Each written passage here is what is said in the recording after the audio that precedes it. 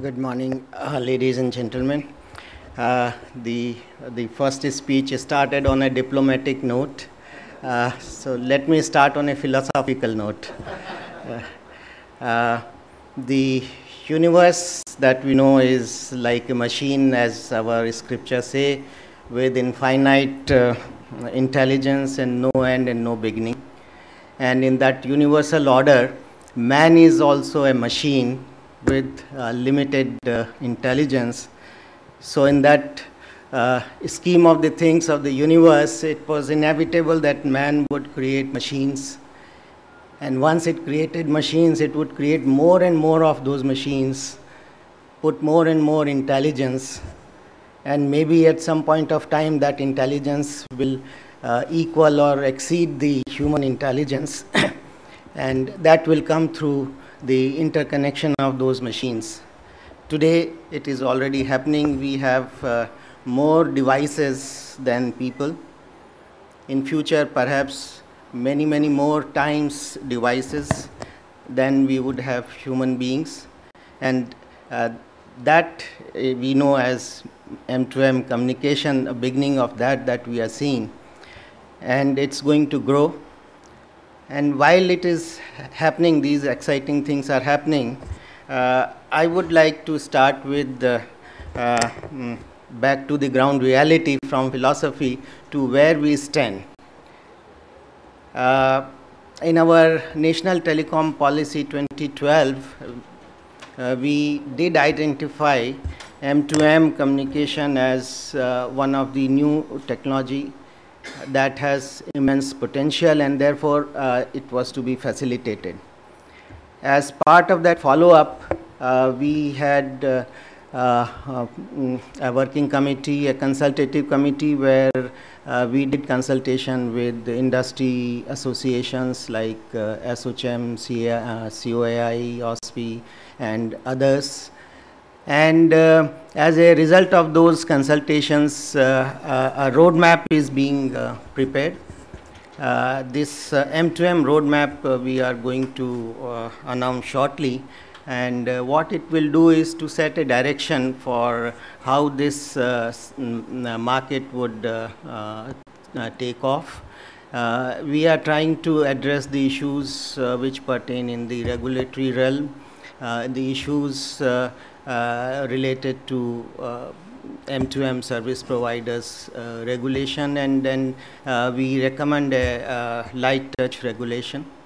The issues related to KYC norms, the issues related to embedded SIMs, soft SIMs, the ownership of SIMs, transferability, traceability, and whole lot of issues which pertain to security, traceability. At the same time, we ensure that there is a flexibility of operations. We also would like to talk about issues which pertain to roaming, both all the time roaming and international roaming. Issues that pertain to architecture, that pertain to numbering schemes, and about the standards, which is a very, very important part. We have TSDSI, Mr. Chatterjee is here, and we have DOT organization, Telecom Engineering Center, and both of them in tandem should evolve national standards which would be in alignment with the international standards, and that would facilitate a scale of economies. But more than these issues, we would also like to address the issue of how to support this demand for M2M communication that we would be facing, and we would like to facilitate testbed facilities in the country, the processes for product certification, the evolution and enforcement of standards, incubation, capacity building, and facilitating innovation. While we do all this on policy front, I would just like to mention two challenges which are not policy related, not technology related, but basically they are business related challenges, because the M2M business is going to be entirely different than the telecom business that we know as of today. The ARPUs and the telcos are very worried about the voice ARPUs, which are currently around 100 rupees. But when we talk of ARPUs in terms of M2M communication, and let's call it average revenue per machine and not ARPU, that perhaps is going to be much less than what we have, and that doesn't excite the operators. Not only the voice, we are talking of the explosion in the data capacities, and we talk of very high volume of data. But M2M would use data, but in a totally different manner. Perhaps a very small stream of data sporadically, and different type of data at different geographical locations, and this does not excite the operators. So there will have to be a totally different business model. Either the big telcos will adapt, or a new breed of M2M service providers would emerge, and I hope they do. The M2M business is also a long tail business, not the kind of voice and data business that the telcos are used to, and therefore they will have to adapt, and adapt very quickly. And if they do, they are going to see the next billion connections. We have taken a long time, and we are close to that billion connections, but the next billion connections would come through M2M, and they will come quickly. And maybe the existing service providers, or maybe a new breed of service providers, would take advantage of that. The other challenge that I see is that M2M communication is more about collaboration and less about technology and investment. It requires cross-domain utilization of technology, and that is a very, very difficult thing. It is not a monolithic business that we are used to, and because of this it has grown, but M2M will be a different ball game. It will have a complex supply chain, complex business model. You will need a new set of the OEMs to come up with new chipsets. You will need new set of applications, new set of network devices, new set of network standards, new way of dealing with the traffic.